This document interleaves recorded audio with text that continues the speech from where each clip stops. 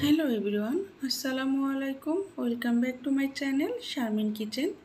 কাছে কিংবা দূরে, দেশে কিংবা দেশের বাহিরে যে যেখান থেকে এই মুহূর্তে আমার ভিডিওটি দেখছেন, আশা করছি আল্লাহর অশেষ রহমতে সকলেই অনেক বেশি ভালো আছেন এবং নিরাপদে আছেন।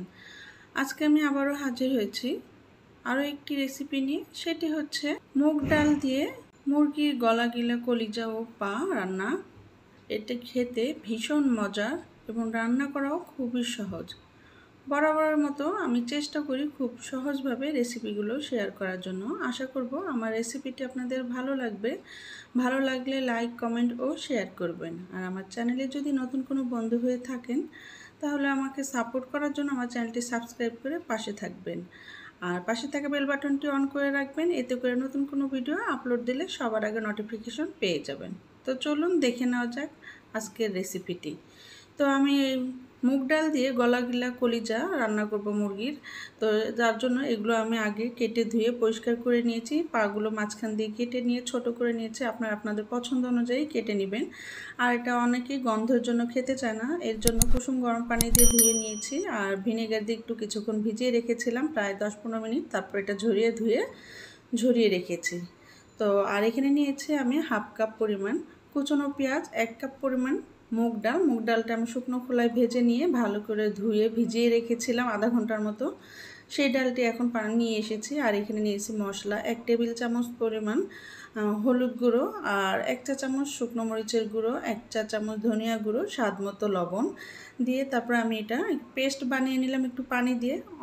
আর এইভাবে রান্না করলে কি হয়, তরকারির কালারটা কিন্তু অনেক বেশি সুন্দর হয় আর খেতেও ভালো লাগে।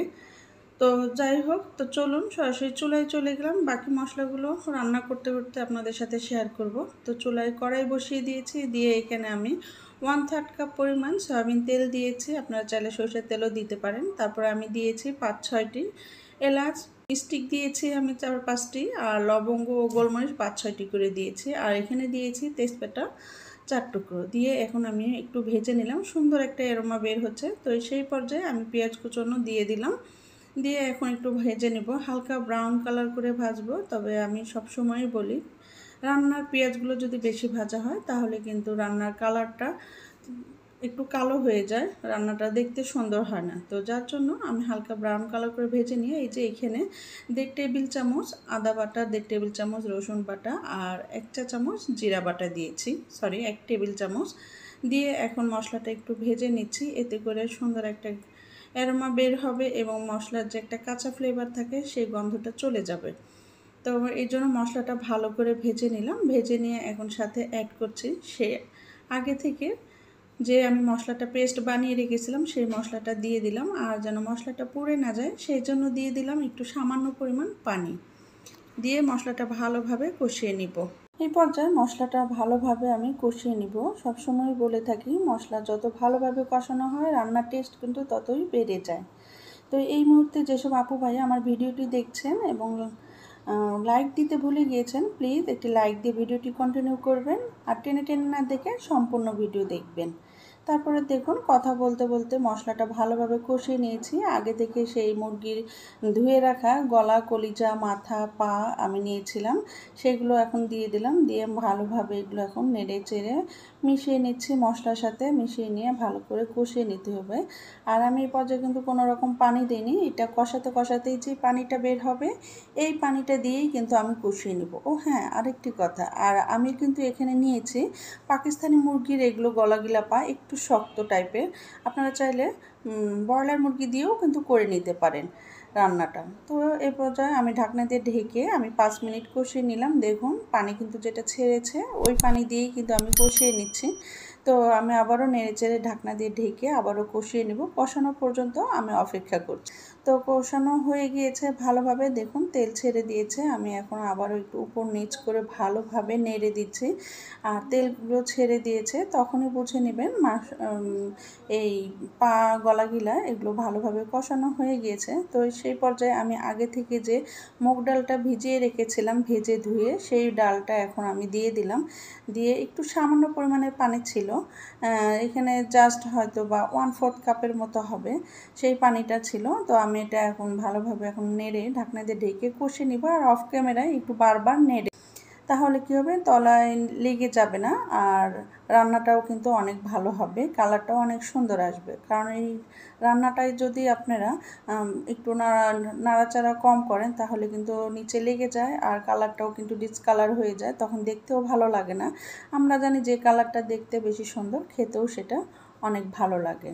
তো যাই হোক, তারপরে দেখুন স্ক্রিনে দেখানো নিয়ম অনুযায়ী আমি ঢাকনা দিয়ে ঢেকে আবার কষিয়ে নিয়েছিলাম, তারপর আবারও ঢাকনা দিয়ে ঢেকে দিয়েছিলাম, দিয়ে এবার ভালোভাবে আমি কষিয়ে নিলাম। মোট আমি প্রায় এই পাগুলো মুগ ডাল দিয়ে আমি প্রায় 15 থেকে 20 মিনিট কষিয়ে নিয়েছি। নিয়ে এখন আমি যেমন ঝোল খেতে চাই সেই পরিমাণে পানি দিয়েছি, অর্থাৎ এখানে আমি 3 কাপ পরিমাণ আমি পানি দিয়েছি, আমার পছন্দ অনুযায়ী পানিটা দিলাম। আর কুসুম গরম পানি দিয়েছিলাম, রান্নায় সবসময় গরম পানিটা দিলে রান্না কিন্তু ভালো হয়, আর এটা টেস্টও অনেক ভালো আসে। তো ঢাকনা দিয়ে ঢেকে দিয়ে রান্না করা পর্যন্ত অপেক্ষা করছি। রান্না কিন্তু প্রায় আমার 60-70% রান্না হয়ে এসেছে, ডালগুলোও কিন্তু সিদ্ধ হয়ে গিয়েছে, আর এইভাবে খেতে কিন্তু অনেক ভালো লাগে। তো এই পর্যায়ে আমি সুন্দর একটা ফ্লেভার আসার জন্য কাঁচামরিচ দিয়ে দিলাম মাঝখান দিয়ে কেটে, আর দিয়ে দিলাম 1 চা চামচ ভাজা জিরা গুঁড়ো। আপনারা চাইলে এখানে গরম মশলা গুঁড়ো দিতে পারেন, আমি মানে ভাজা জিরা গুঁড়োর সাথেই কিছুটা গরম মশলা গুঁড়ো মিক্স করে নিয়েছি, নিয়ে সেটাই আমি দিয়ে দিলাম। দিয়ে নেড়েচেড়ে ঢাকনা দিয়ে ঢেকে আরও 5 মিনিট রান্না করে নেব। তো যেসব আপু ভাইয়া এই মুহূর্তে আমার ভিডিওতে দেখছেন এবং এতক্ষণ সময় নিয়ে আমাকে সাপোর্ট করছেন, তাদেরকেও অসংখ্য অসংখ্য ধন্যবাদ, এবং লাইক, কমেন্ট ও শেয়ারের মাধ্যমে আমাকে উৎসাহিত করছেন, তাদের কাছে আমি চিরকৃতজ্ঞ। তো দেখুন আমি 5 মিনিট পরে ফিরে এলাম। এই রান্নাটা আমার কমপ্লিট হতে প্রায় আধা ঘন্টার মতো লেগেছে। আমার মুরগির গলাগিলা পা কলিজা মুগ ডাল দিয়ে রান্না ডান। তো আমি এখন সার্ভিং বাটিতে নিয়ে পরিবেশন করব। তো দেখুন একটু ঠান্ডা হয়ে আসার পর আমি আপনাদের সাথে পরিবেশন করছি, একটি সার্ভিং বাটিতে নিয়ে পরিবেশন করছি। দেখতে মাশাআল্লাহ দেখুন কত সুন্দর হয়েছে, আর খেতেও কিন্তু অনেক বেশি ভালো লেগেছিল। আমার আজকের রেসিপিটা আপনাদের কাছে কেমন লেগেছে, রেসিপিটি যদি ভালো লাগে বাসায় ট্রাই করবেন, আর আপনাদের রেসিপিটি কেমন হয়েছে চাইলে কমেন্ট করে জানাতে পারেন। আপনাদের সুন্দর সুন্দর কমেন্ট করতে আমার অনেক বেশি ভালো লাগে, আর আপনাদের সুন্দর সুন্দর কমেন্টের কারণেই পরবর্তী কন্টেন্ট তৈরি করতে অনেক বেশি উৎসাহিত হই। শারমিন কেক অ্যান্ড পেস্ট্রি আমার একটি পেজ থেকে দেখলে ফলো করবেন এবং একটি লাইক দিয়ে দিবেন। অলরেডি এই কাজটি যারা করেছেন তাদেরকে অসংখ্য অসংখ্য ধন্যবাদ। আমি আশা করব আমার পাশে থাকবেন এবং আমাকে সাপোর্ট করবেন। ভালো থাকবেন, সুস্থ থাকবেন, আর আমার জন্য দোয়া করবেন। পরবর্তী ভিডিও দেখার আমন্ত্রণ জানিয়ে আজকের মতো এখানে বিদায় নিলাম। আল্লাহ হাফিজ, আসসালামু আলাইকুম।